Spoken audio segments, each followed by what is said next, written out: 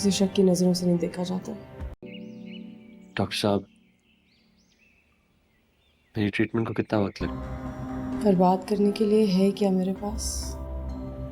जो कुछ भी था एक वहम था, धोखा था मेरी नज़रों का। ड्रामा सीरियल ए इश्क के जुनून के आने वाले एपिसोड में आप लोग देखेंगे अभी यहाँ पर एमन के आने के बाद आफिया बेगम काफी ज्यादा परेशान हो चुकी है और उस तरफ शेरोज भी बहुत परेशान हो चुका है कि अब उसके साथ क्या होगा, क्योंकि वो तो अच्छे से जानता है कि उसे बहुत बड़ी सजा मिलने वाली है अगर उसका नाम सबके सामने आ गया कि ये सब कुछ एमन के साथ शेरोज ने ही किया है। तो शेरोज तो किसी भी सूरत नहीं बच पाएगा। उधर अली नवाज ने भी बिल्कुल भी नहीं सोचा था कि राहिम ऐसा भी कर सकता है, वो उस लड़की से शादी ही कर लेगा। वो अपनी बीवी आफिया से ये कह रहा होगा कि मुझे राहिम से ये उम्मीद नहीं थी कि राहिम इतना सब कुछ हो जाने के बाद भी उस लड़की से शादी करके और उस लड़की को हमारे घर पर ले आएगा। लेकिन आफिया कहेगी जो होना था वो तो हो गया, अब हमें इस बारे में सोचना है कि उस लड़की को राहिम की जिंदगी से कैसे निकालना होगा, क्योंकि शुरू से लेकर अभी तक आफिया बेगम अली नवाज को बहुत मैनिपुलेट कर रही है ताकि अली नवाज उसकी मीठी मीठी बातें सुनकर और उसकी बातों पर एतबार करने लगे। लेकिन जब अली नवाज के सामने उसके बेटे शरोज की हकीकत आएगी कि अब तक जिससे मैं नफरत करने लगा था वो तो बिल्कुल बेकसूर है